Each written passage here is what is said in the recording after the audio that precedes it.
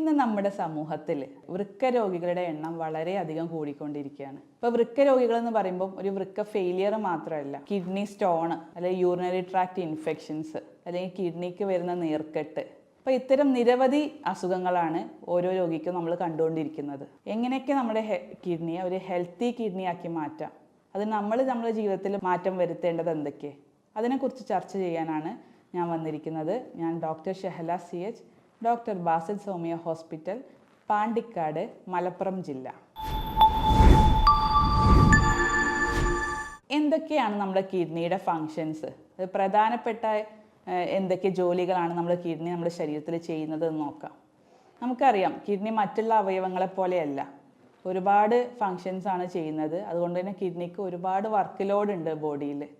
പ്രധാനപ്പെട്ട എല്ലാ ടോക്സിൻസിനെയും ഡീടോക്സിഫൈ ചെയ്തിട്ട് അല്ലെങ്കിൽ ഫിൽട്ടർ ചെയ്തിട്ട് അത് യൂറിനിലൂടെ അരിച്ച് കളയുന്നുണ്ട്. പിന്നെ പ്രധാനപ്പെട്ട ഒരു ജോലി നമ്മുടെ രക്തത്തിലെ RBC അതല്ലെങ്കിൽ ഹീമോഗ്ലോബിൻ്റെ നിർമ്മാണത്തിന് ആവശ്യമായിട്ടുള്ള എരിത്രോപോയിറ്റിൻ എന്ന ഒരു ഹോർമോണിൻ്റെ പ്രൊഡക്ഷൻ കിഡ്നിയാണ് നിർവഹിക്കുന്നത്. അപ്പോൾ ഈ ഒരു രക്തത്തിൻ്റെ കുറവും അതുപോലെ തന്നെ അതുമൂലം ഉണ്ടാകുന്ന അനീമിയ എന്ന കണ്ടീഷനൊക്കെ ഈ കിഡ്നിൻ്റെ പ്രവർത്തന തകരാറ് മൂലം ഉണ്ടാവാറുണ്ട്. പിന്നെ മൂന്നാമതായിട്ട് നമ്മുടെ നോർമൽ ബ്ലഡ് പ്രഷർ മെയിൻറ്റെയിൻ ചെയ്യുന്നത് കിഡ്നിയാണ്. പിന്നെ വേറൊരു പ്രധാനപ്പെട്ട ഫങ്ഷൻ നമ്മുടെ വൈറ്റമിൻ D അല്ലെങ്കിൽ കാൽഷ്യം, ഫോസ്ഫറസ് തുടങ്ങിയ നിരവധി മിനറൽസിൻ്റെ ഒരു ബാലൻസ് മെയിൻറ്റെയിൻ ചെയ്യുന്നത് കിഡ്നിയാണ്. അപ്പോൾ ഇത്തരത്തിൽ നിരവധി ഫങ്ഷൻസാണ് നമ്മുടെ കിഡ്നി ചെയ്യുന്നത്. അപ്പോൾ ഇനി കിഡ്നിക്ക് എന്തെങ്കിലും പ്രവർത്തന തകരാറ് വന്നിട്ടുണ്ടോ എന്ന് എങ്ങനെയൊക്കെ മനസ്സിലാക്കാം, അത് രോഗിയിൽ എങ്ങനെയൊക്കെയാണ് പ്രത്യക്ഷമാകുന്നത് എന്ന് നമുക്ക് നോക്കാം.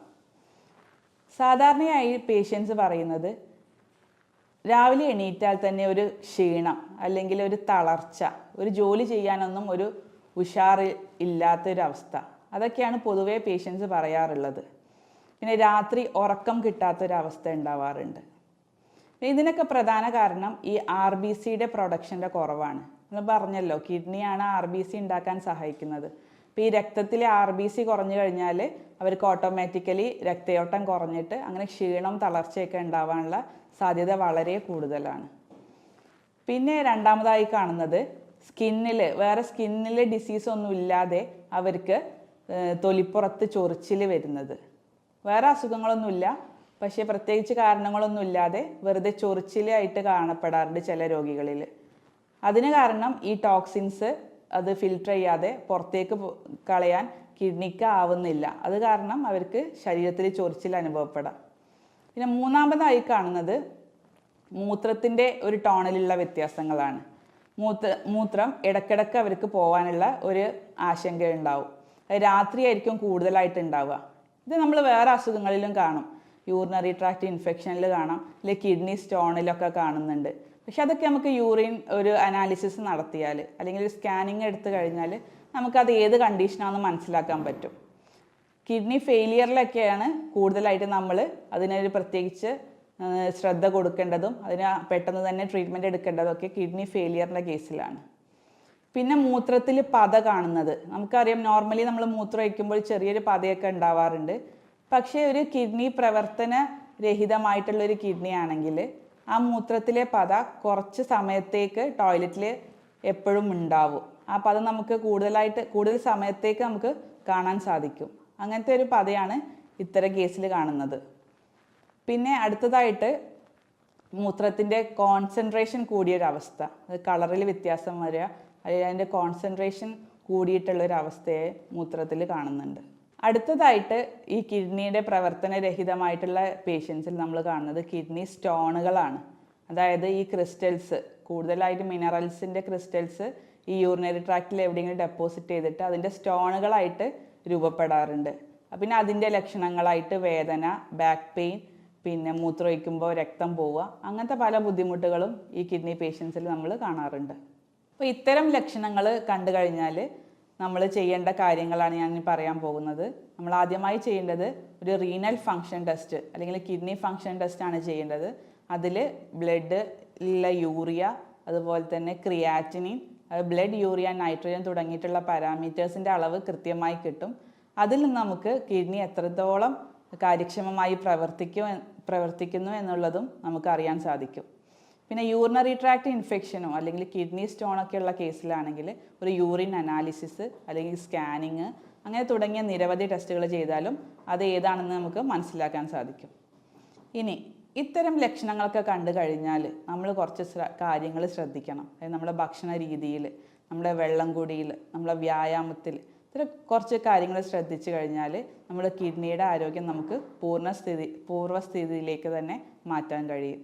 അതിൽ ആദ്യമായി ശ്രദ്ധിക്കേണ്ടതാണ് നമ്മുടെ വെള്ളം എന്ന് വെച്ചാൽ സാധാരണ നമ്മൾ പറയുക ഒരു 3-3.5 ലിറ്റർ ദിവസേന കുടിക്കണം എന്നാണ്. അതായത് ഹൈഡ്രേഷന് വേണ്ടിയിട്ട് അത്രയും വെള്ളം നമ്മുടെ ബോഡിക്ക് ആവശ്യമാണ്.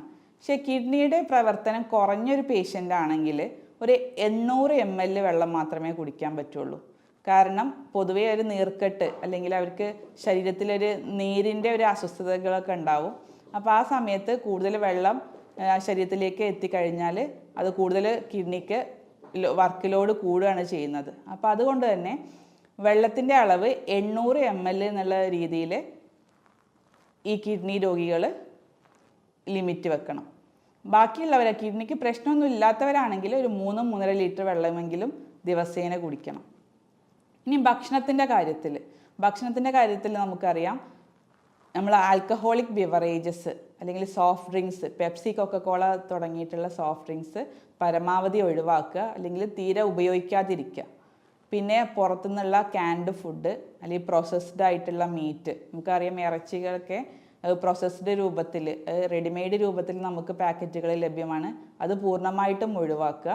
ഇനി നമ്മൾ ശ്രദ്ധിക്കേണ്ടത് പൊട്ടാഷ്യം അടങ്ങിയിട്ടുള്ള ഭക്ഷണങ്ങൾ പരമാവധി കുറയ്ക്കണം ഈ കിഡ്നി പേഷ്യൻസ്. സാധാരണ ഈ പൊട്ടാഷ്യം കൂടിക്കഴിഞ്ഞാൽ ഹൈപ്പർ കലീമിയ എന്ന് പറഞ്ഞിട്ടുള്ളൊരു കണ്ടീഷൻ വരാനും അതുവഴി ഹാർട്ടിനും കിഡ്നിക്കൊക്കെ വർക്ക് ലോഡ് കൂടാനും വളരെ ചാൻസ് കൂടുതലാണ്. അതുകൊണ്ട് തന്നെ പൊട്ടാഷ്യം കുറവുള്ള ഭക്ഷണങ്ങൾ കൂടുതൽ ഉൾപ്പെടുത്തുക. അതായത് ഫ്രൂട്ട്സിലാണെങ്കിൽ നമ്മുടെ ആപ്പിള്, പൈനാപ്പിള്, പേരക്ക, പപ്പായ, ഇതിൽ പൊതുവേ താരതമ്യേന ഈ മിനറലായിട്ടുള്ള പൊട്ടാഷ്യം കുറവാണ്. അപ്പോൾ അത് കുറച്ച് ഉൾപ്പെടുത്തുന്നതിൽ കുഴപ്പമില്ല.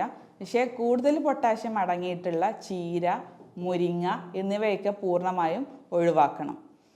ഇനി ഭക്ഷണത്തിൻ്റെ കാര്യത്തിൽ നമ്മൾ ഡ്രൈ ഫ്രൂട്ട്സ് അത് പൂർണ്ണമായിട്ട് തന്നെ ഒഴിവാക്കണം. അതുപോലെ ബനാന, നേന്ത്രപ്പഴം, അതും പൊട്ടാഷ്യം കൂടുതലുള്ള ഭക്ഷണ പദാർത്ഥങ്ങളാണ്, അതും പൂർണ്ണമായി തന്നെ ഒഴിവാക്കുക. ഇത്തരം ചെറിയ ചെറിയ കാര്യങ്ങൾ നമ്മൾ ശ്രദ്ധിച്ചാൽ തന്നെ നമ്മുടെ കിഡ്നിയുടെ ആരോഗ്യം നമുക്ക് പൂർവ്വസ്ഥിതിയിലേക്ക് തന്നെ മാറ്റാൻ കഴിയും.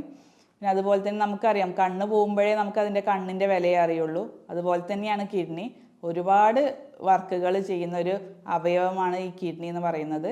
അതുകൊണ്ട് തന്നെ ഈ കിഡ്നിയുടെ ആരോഗ്യം സംരക്ഷിക്കേണ്ടത് നമ്മളുടെ ഓരോരുത്തരുടെയും കടമയാണ്.